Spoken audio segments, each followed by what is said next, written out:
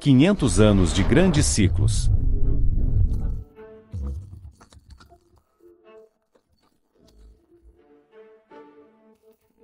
Vou descrever o ciclo típico dividindo-o em 3 fases: ascensão, pico e declínio. O boom. As novas ordens emergentes, tanto internas como externas, são frequentemente iniciadas por poderosos líderes revolucionários que fazem 4 coisas. Primeiro, consolidam o poder ao obter mais apoio do que a oposição. Em segundo lugar, consolidam o poder convertendo, enfraquecendo ou eliminando a oposição para que esta não se interponha no seu caminho. Terceiro, estabelecem sistemas e instituições que fazem o país funcionar bem. E quarto, eles escolhem bem os seus sucessores ou criam sistemas que o fazem porque um grande império requer muitos grandes líderes ao longo de várias gerações. Pouco depois de vencer a luta, geralmente um período de paz e de prosperidade crescente porque a liderança é claramente dominante e tem amplo apoio, por isso ninguém quer combatê-la. Durante esta fase, os líderes do país devem conceber um sistema excelente para aumentar a riqueza e o poder do país. Em primeiro lugar, para serem excelentes, devem ter uma educação forte, que não só ensina conhecimentos e competências, mas também força de caráter, cidadania e ética de trabalho. Isso geralmente é ensinado na família, nas escolas e nas instituições religiosas. Isto proporciona um respeito saudável pelas regras e leis, pela ordem na sociedade, reduz a corrupção e permite-lhes unir-se para um objetivo comum e trabalhar bem em conjunto. Ao fazê-lo, passam cada vez mais da produção de produtos básicos para a inovação e a invenção de novas tecnologias. Por exemplo, os holandeses avançaram para derrotar o Império dos Habsburgos e tornaram-se magnificamente educados. Tornaram-se tão inventivos que desenvolveram um quarto de todas as invenções mais importantes do mundo. Os mais importantes deles eram os navios, capazes de viajar pelo mundo para coletar grandes riquezas, e o capitalismo, capaz de financiar essas viagens. Eles, como todos os impérios líderes, melhoraram seu pensamento abrindo-se ao melhor pensamento do mundo. Como resultado, as pessoas e o país tornam-se mais produtivos e mais competitivos nos mercados mundiais, o que se manifesta na sua crescente produção econômica e na sua maior participação no comércio mundial. Podemos ver isto acontecer agora, uma vez que os Estados Unidos e a China são aproximadamente comparáveis tanto nos seus produtos econômicos como na sua quota-parte no comércio global. À medida que os países comercializam de forma mais global, devem proteger as suas rotas comerciais e interesses no estrangeiro contra ataques, desenvolvendo um grande poder militar. Se executado corretamente, este ciclo virtuoso conduz a um forte crescimento das receitas, que pode ser utilizado para financiar investimentos na educação, infraestruturas e investigação e desenvolvimento. Você também pode usar sistemas para incentivar e capacitar aqueles que têm a capacidade de criar ou obter riqueza. Em todos estes casos, os impérios mais bem-sucedidos utilizaram uma abordagem capitalista para desenvolver empreendedores produtivos. Até a China, liderada pelo Partido Comunista Chinês, utilizou uma forma desta abordagem capitalista.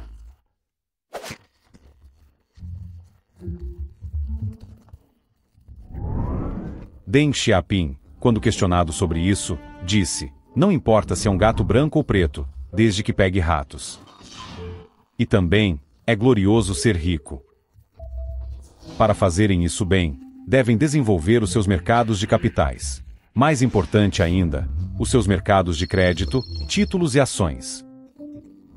Isto permite que as pessoas convertam as suas poupanças em investimentos para financiar a invenção e o desenvolvimento e partilhar os sucessos daqueles que fazem coisas maravilhosas acontecerem. Os holandeses criaram a primeira empresa de capital aberto, a Companhia Holandesa das Índias Orientais, e o primeiro mercado de ações a financiá-la, que eram partes integrantes do sistema que produzia enorme riqueza e poder. Como consequência natural, Os maiores impérios desenvolvem os principais centros financeiros do mundo para atrair e distribuir investimentos. Foi o centro financeiro mundial durante a primazia dos Países Baixos. Londres, quando os britânicos estavam no topo. Nova York é agora, e a China está a desenvolver rapidamente os seus centros financeiros. E o mais importante é que os capitalistas, o governo e os militares devem trabalhar juntos. Os holandeses não só trabalharam bem em conjunto, mas também com a Companhia Oriental, que tinha sua própria força militar oficialmente autorizada a sair para os mercados globais para criar e obter riqueza.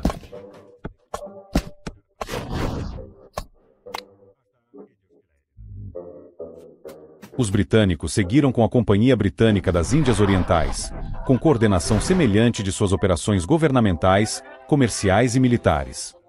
O complexo militar industrial americano seguiu o exemplo, assim como o atual sistema chinês.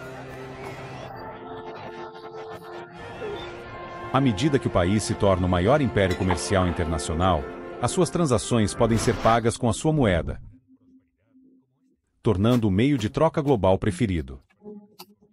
E porque a sua moeda é tão amplamente aceita e frequentemente utilizada, as pessoas em todo o mundo querem poupar nela, tornando-a a reserva de valor preferida e, portanto, a principal moeda de reserva do mundo.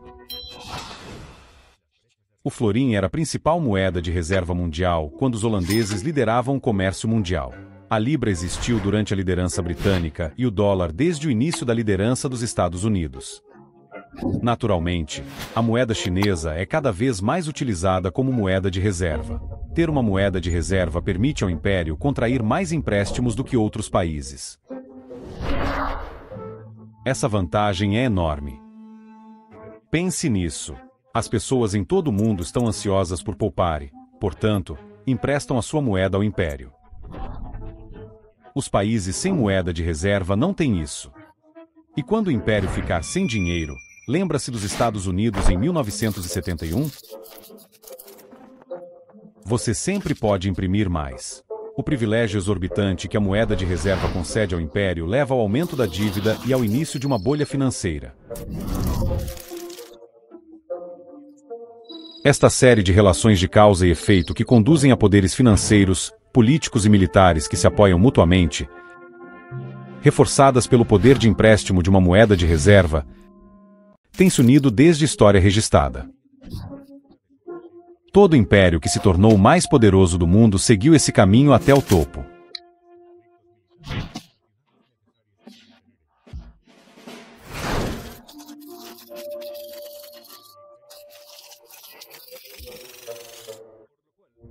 Embora a maioria desses poderes seja preservada na fase superior, os frutos do seu sucesso carregam dentro de si as sementes do seu declínio. Regra geral, à medida que as pessoas nestes países ricos e poderosos ganham mais, tornam-se mais caras e menos competitivas em comparação com as pessoas de outros países dispostas a trabalhar por menos. Ao mesmo tempo, as pessoas de outros países copiam naturalmente os métodos e tecnologias da potência líder, reduzindo assim ainda mais a competitividade da potência líder. Por exemplo, os estaleiros britânicos tinham trabalhadores menos dispendiosos do que os holandeses. Assim, contrataram projetistas holandeses para projetar navios melhores, construídos por trabalhadores britânicos mais baratos, tornando-os mais competitivos, levando os britânicos à ascensão e os holandeses ao declínio. Além disso, à medida que as pessoas ficam mais ricas, elas tendem a não trabalhar tanto. Aproveite mais o tempo livre, procure as coisas melhores e menos produtivas da vida e quando chegar ao extremo elas se tornam decadentes. Os valores mudam de geração em geração durante a ascensão ao topo, desde aqueles que tiveram que lutar para alcançar riqueza e poder até onde permaneceram. São menos aguerridos, cheios de luxos e acostumados a uma vida fácil, o que os torna mais vulneráveis aos desafios. A Idade de Ouro do Império Holandês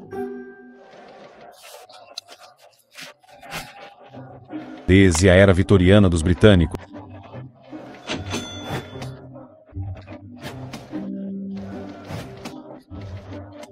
foram períodos de grande prosperidade como este. À medida que as pessoas se habituam a ter um bom desempenho, apostam cada vez mais que os bons tempos continuarão e endividam-se para fazer essa aposta, criando bolhas financeiras. Naturalmente, os ganhos financeiros são obtidos de forma desigual e as disparidades de riqueza aumentam. As disparidades de riqueza reforçam-se a si próprias porque os ricos utilizam os seus maiores recursos para expandir os seus poderes. Por exemplo, concedem maiores privilégios aos seus filhos, como o acesso a uma melhor educação, e influenciam o sistema político em seu benefício. Isto gera lacunas em valores, políticas e oportunidades de desenvolvimento entre os ricos, aqueles que têm, e os pobres, aqueles que não têm.